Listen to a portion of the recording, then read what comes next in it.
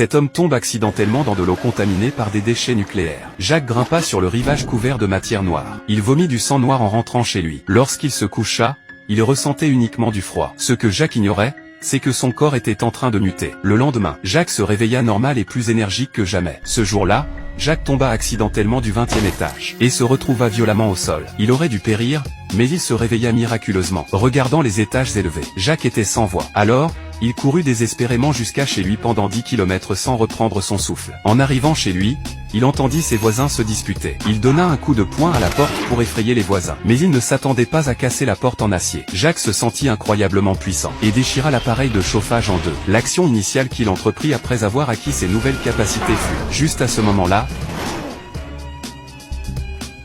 Jacques entendit les voisins appeler à l'aide. Il descendit et vit un groupe de voyous entourant Jenny. Xiao Shuai a toujours été timide et craintif. J'ai fait comme si rien ne s'était passé. Puis Xiaomei a été traîné dans la maison par les méchants. Quand les méchants veulent faire de mauvaises choses, Xiao Shuai a montré sa performance de la manière la plus cool en cassant la fenêtre.